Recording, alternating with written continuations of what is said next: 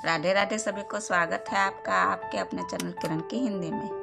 तो जैसा कि हम जानते हैं कि हम हिंदी विषय को पढ़ते हैं, तो हिंदी में आज हम हिंदी साहित्य का इतिहास पढ़ेंगे। हिंदी साहित्य का इतिहास पढ़ने से पहले सबसे पहले हम साहित्य और इतिहास का अर्थ समझेंगे।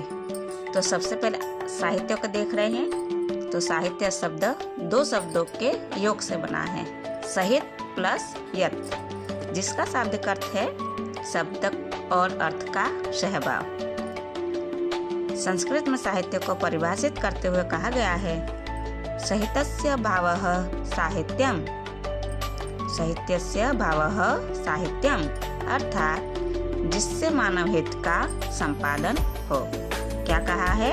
जिससे मानव हित का संपादन हो। साहित्य जन समूह के हृदय का विकास है। ये परिभाषा साहित्य किसने दी है? तो बालकृष्ण भट्ट ने दी है। साहित्य जन समूह के हृदय का विकास है।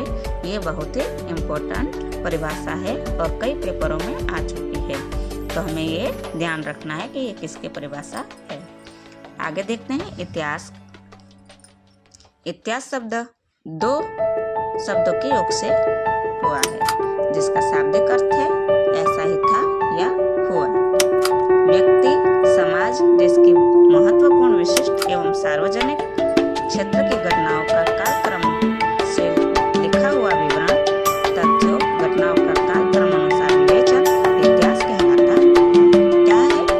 व्यक्ति, समाज, देश की महत्वपूर्ण, विशिष्ट एवं सार्वजनिक क्षेत्र की घटनाओं का कालक्रम से लिखा हुआ विवरण, मतलब कि क्षेत्र की घटनाओं का कालक्रम के अनुसार लिखा हुआ विवरण, तथ्यों, घटनाओं का कालक्रम अनुसार विवेचन, इसे इतिहास कहलाता है।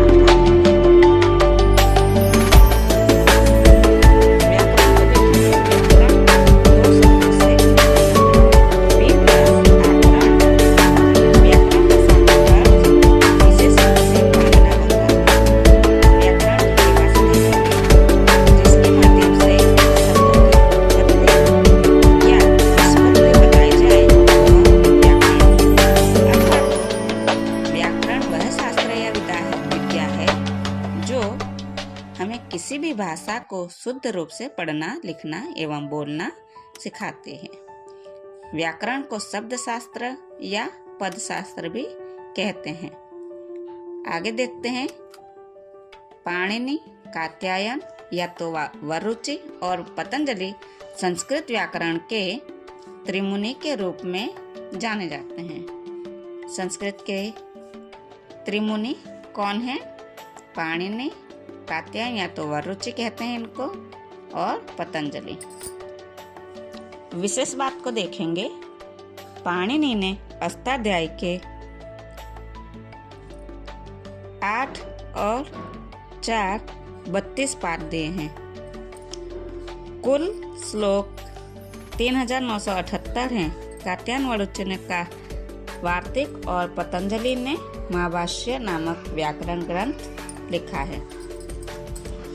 वरुचि ने और वार्तिक और पतंजलि, इन्होंने महाभाष्य नामक व्याकरण ग्रंथ लिखा है। आगे देखेंगे काव्य शास्त्र को। काव्य से संबंधित विविध पक्षों का अध्ययन करने वाले शास्त्र को काव्य शास्त्र कहा जाता है। इसमें काव्य के लक्षण हेतु प्रयोजन, गुणदोष आदि का विवेचन किया जाता है। आधुनिक काल में काव्य के स्थान पर साहित्य शब्द प्रचलित हो गया था, अतः काव्य शास्त्र को साहित्य शास्त्र भी कहा जाता है। तो आधुनिक काल में क्या नाम से कहा जाता था? साहित्य शब्द प्रचलित था काव्य के स्थान पर, लेकिन इसीलिए साहित्य शास्त्र भी इसे कहा जाता है। आगे देखेंगे काव्य। काव्य वह पद्यात्मक रचना है जो सामान्यतः छंद या लय में बंधे हुए शब्दों की निधि है, जिसका उद्देश्य रस या आनंद है, तथा जो हमारी भावनाओं को उद्वेलित, तरंगित कर रसानुभूति प्रदान करती है। काव्य के भेद को देखेंगे। काव्य को निम्नलिखित आधारों पर वर्गीकृत किया जा सकता है। तो वर्गीकरण देखेंगे। फर्स्ट है रमणीयता के आधार पर। रमणीयता के आधार पर 3 भेद किए गए हैं। पहला भेद है उत्तम काव्य, दूसरा भेद है मध्यम काव्य और तीसरा भेद है अधम काव्य। तो अगर पूछा जाए कि रमणीयता के आधार पर कितने भेद हैं, तो वह 3 भेद हैं, उत्तम, मध्यम और अधम। अब आगे देखेंगे स्वरूप के आधार पर काव्य के कितने भेद हैं, तो 2 हैं। कौन कौन से?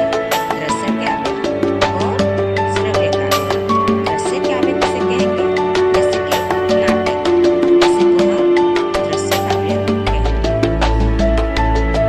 श्रव्य काव्य के भी 2 प्रकार होते हैं, प्रबंध काव्य और मुक्तक काव्य। प्रबंध काव्य को देखेंगे। प्रबंध काव्य किसे कहते हैं?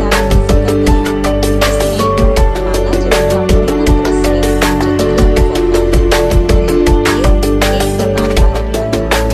प्रबंध काव्य भी 3 विभागों में बटे हैं, महाकाव्य, खंडकाव्य और तीसरा है आख्यान गीतिका। तो सबसे पहले महाकाव्य को देखेंगे। पद्मावत, साकेत, प्रियप्रवास, कामायनी, रामचरितमानस आदि हिंदी के प्रमुख महाकाव्य ग्रंथ हैं। ये पूछे जाते हैं कि पद्मावत क्या है, कौन सी विधा है, तो महाकाव्य है। साकेत क्या है, महाकाव्य है। ऐसे ही प्रियप्रवास, कामायनी, रामचरितमानस आदि महाकाव्य ग्रंथ हैं। आगे देखेंगे खंडकाव्य। खंडकाव्य कौन कौन से हैं, तो सुदामा चरित है, पथिक है, गंगा अवतरण है, नहुस है आदि हिंदी के प्रमुख खंडकाव्य ग्रंथ हैं। तीसरा देखेंगे आख्यान गीतिका। आख्यान गीतिका कौन कौन से हैं, तो झांसी की रानी, रंग में भंग आदि हिंदी के प्रमुख आख्यान गीतिकाएं हैं। अगर ऐसा पूछा जाए कि रंग में भंग क्या है, तो आख्यान गीतिका है। मुक्तक काव्य के भी 2 भेद हैं, पाठ्य मुक्तक और गेय मुक्तक। अब पाठ्य मुक्तक क्या है, तो विषय या विचार प्रधान तर्क वितर्क की प्रधानता होती है। पाठ्य मुक्तक में क्या होता है, विषय या तो विचार का प्रधानता होती है। जैसे बिहारी, रहीम और देव आदि के काव्य को हम पाठ्य मुक्तक काव्य कहते हैं। आगे देखेंगे गेय मुक्तक काव्य। गेय मुक्तक काव्य क्या है, भाव प्रधान होता है, जिन्हें गाया जा सकता है। जैसे कि मीरा की पदावली, तुलसी के दोहे, कबीर के दोहे आदि काव्य गेय मुक्तक काव्य है। तीसरा है छंद के सद्भाव और अभाव के आधार पर कितने भेद हैं, 3। पहला है गद्य काव्य, दूसरा है पद्य काव्य और तीसरा है चंपू काव्य। तो गद्य काव्य इसे कहेंगे छंद रहित रचना गद्य काव्य कहलाती है, जिसमें छंद का ना हो। इसके अंतर्गत कथा और आख्यायिका आते हैं। गद्य काव्य में क्या आएंगे, तो कथा और आख्यायिकाएं आएंगी। पद्य काव्य क्या है, जिसमें छंदबद्ध रचना हो, उसे पद्य काव्य कहते हैं। जैसे रामचरितमानस और साकेत, ये पद्य काव्य है, इन्हें हम गा भी सकते हैं। तीसरा है चंपू काव्य। चंपू काव्य में क्या होता है, गद्य भी होता है और पद्य भी होता है। गद्य और पद्य मिश्रित रचना को हम चंपू काव्य कहते हैं। जैसे मैथिली शरण गुप्त की यशोधरा, रोड़ा कवि की राउल बेल, ये दोनों ही क्या हैं, चंपू काव्य हैं। यशोधरा और राउल बेल। आगे हम देखेंगे साहित्य इतिहास लेखन की पद्धतियाँ। साहित्य इतिहास लेखन की पद्धतियाँ। तो हिंदी साहित्य के इतिहास लेखन की परंपरा का आरंभ 19वीं सदी में गार्षद तासीकृत स्तवार द ला लिटरेट्यूर हिंदुस्तानी से माना जाता है। तो हिंदी साहित्य लेखन की परंपरा का आरंभ हम किससे मानते हैं? ताशीकृत इतिहास से, लिटरेचर एंड ये हिंदुस्तानी से।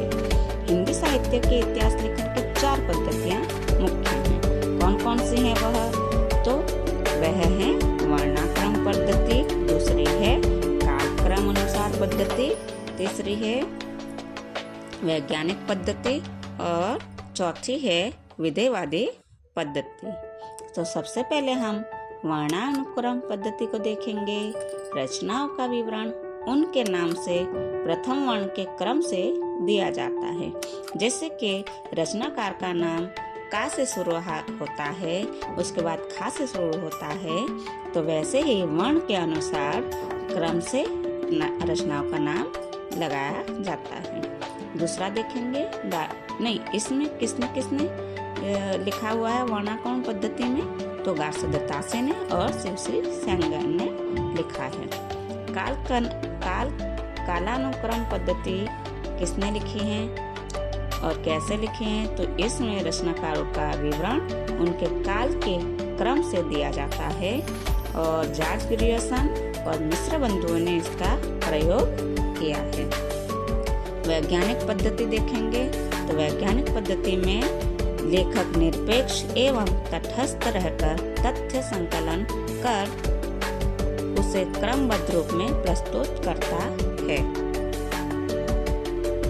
वैज्ञानिक पद्धति गणपति चंद्र गुप्त ने इसका प्रयोग किया है।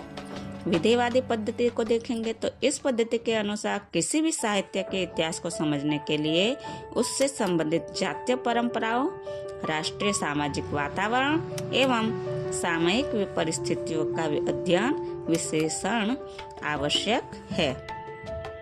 तो हमें क्या ध्यान रखना है कि कितनी पद्धतियों दी गई हैं? तो 4। हिंदी साहित्य के लेखन पद्धतियां कितनी हैं? तो 4 हैं।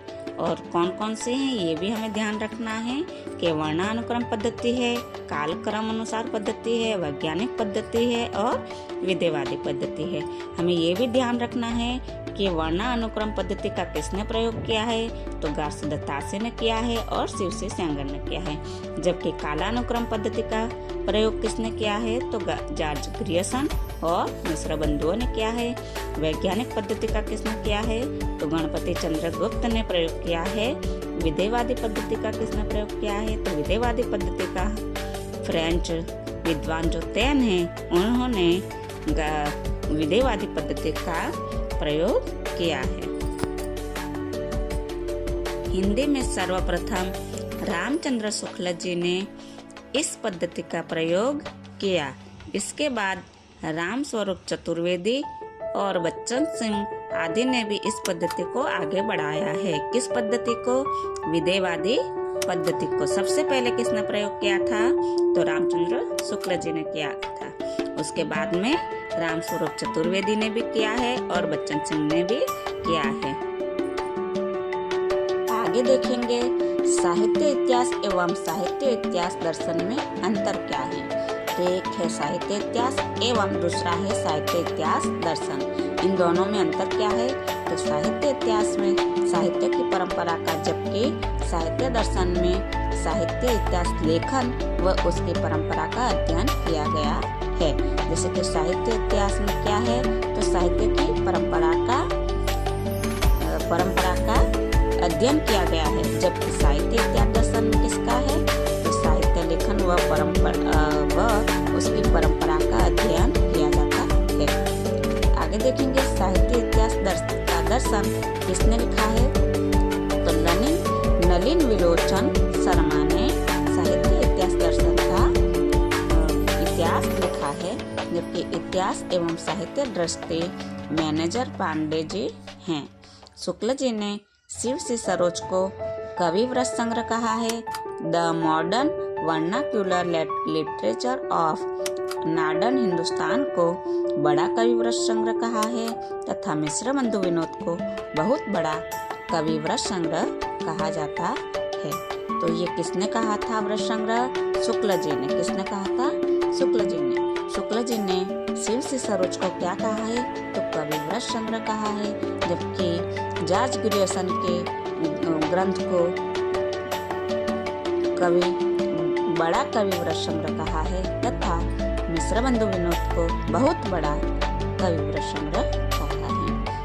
तो आज हम यहाँ तक ही देखेंगे और आगे के लिए हम अगला वीडियो देखेंगे। तब तक के